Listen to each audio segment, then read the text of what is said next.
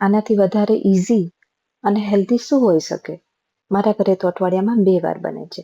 તો આજે આપણે એકદમ ટેસ્ટી એવી ઉપમા બનાવવાના છે, એકદમ ઇઝી રીતે ફટાફટ બની જાય એવી, અને આમ બિલકુલ ચીકણી ના લાગે અને એક એક દાણો છૂટો પડે એ ટાઈપની આપણે ઉપમા બનાવવાના છીએ. તો તમને એવું થતું હશે આમાં શું મોટી વાત છે, બધાના ઘરે આ તો ઓલમોસ્ટ બનતી જ હોય છે. પણ તમે એકવાર આ રીતે બનાવી જોશો ને તો તમે ખાતા નહીં ધરાવો, એકદમ ટેસ્ટી બનશે. તો એના માટે 1 ચમચી જેટલું ઘી મૂકવાનું છે અને ઘીની અંદર આપણે 2 ચમચી જેટલા સિંગદાણા લઈએ છીએ. અહીંયા કાચા સિંગદાણાનો યુઝ કરીએ છીએ. હવે આપણે સિંગદાણાને આ રીતે થોડા સાતળી દેવાના છે ઘીમાં, એનો ટેસ્ટ સારો આવતો હોય છે. થોડા કાજુ વચ્ચેથી કટ કરીને લીધેલા છે, એટલે કે 2 ભાગ કરીને એને પણ એકદમ ધીરા ગેસ પર લાઇટ બ્રાઉન થાય ને ત્યાં સુધી આ રીતે કરી લઈશું, શેકી લઈશું અને એને કાઢી લઈએ. હવે એમાં ને એમાં આપણે 1 કપ જેટલો સોજી લીધેલો છે, એકદમ સરસ. આને આપણે પહેલેથી ચાળી અને સાફ કરેલો છે. હવે એક કપ નાખી દઈએ અને એને આપણે શેકવાનો છે ઘીની અંદર. તમે ઈચ્છો તો તમે તેલમાં પણ શેકી શકો છો. હવે 1 ચમચી જેટલું ઘી ફરી મૂકીશું અને આ રીતે એને શેકતા જઈશું. તો આ રીતનો કલર ચેન્જ થાય અને સુગંધ આવવા લાગશે ત્યાં સુધી એને શેકી લઈશું. લાઇટ કલર થોડો લાગે છે, લાઇટ પિંક જેવો, એવો શેડ આવશે. હવે એકદમ સરસ શેકાઈ ગયો છે. આ રીતનો શેકાવો જરૂરી છે. હવે અલગ વાસણમાં કાઢી લઈએ. એ જ પેનની અંદર ફરી આપણે 2 ચમચી તેલ મૂકવાનું છે, અને તમે ઘીમાં પણ બનાવી શકો અને તેલમાં પણ. હવે અહીંયા સાથે 1 ચમચી જેટલી અડદની દાળ લીધેલી છે, એને પણ આપણે થોડી શેકવાની છે, એટલે કે સાતળવાની છે. તો અહીંયા જો થોડો કલર ચેન્જ થાય એવું લાગે ને એટલે અડધી ચમચી જેટલું એમાં આપણે રાઈ નાખી દીધેલી છે. અને હવે રાઈને પણ ફૂટવા દઈશું અને સાથે આપણી એકદમ ધીરા ગેસ પર જો એ પણ ડાર્ક બ્રાઉન જેવી થઈ ગઈ છે દાળ, ત્યાં સુધી થવા દેવાની. પછી અડધી ચમચી જેટલું જીરું નાખવાનું અને અહીંયા મેં તીખા મોળા 2 મરચાં લીધેલા છે અને થોડા લીમડાના પાન.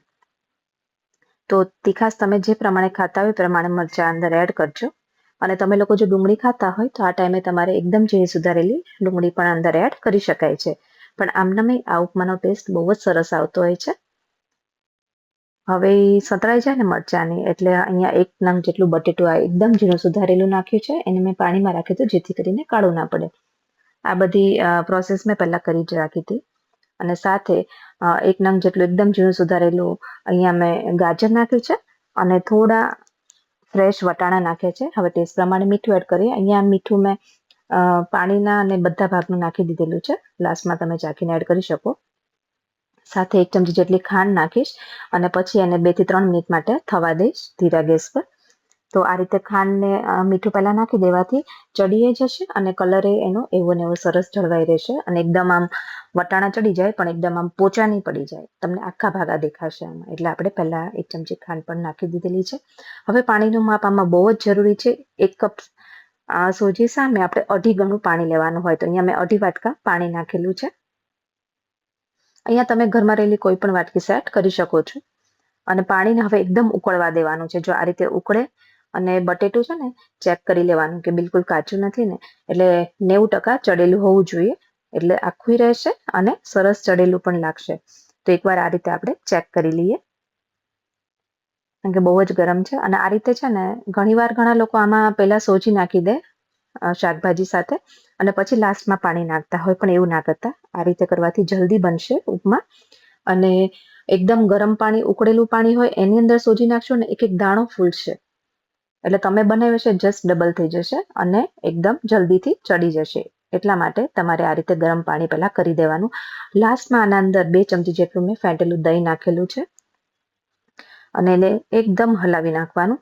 હવે બસ આ હલાવતા જઈ અને સોજી એડ કરતો જવાનો થોડો થોડો શેકેલો, જેથી કરીને લમ્સ બિલકુલ નહીં રહે અને એક જ ડાયરેક્શનમાં ગોળ ગોળ ફેરવજો એટલે પાણીનો ભાગ છે ને બળતો જશે અને સોજીનો દાણો ફૂલતો જશે.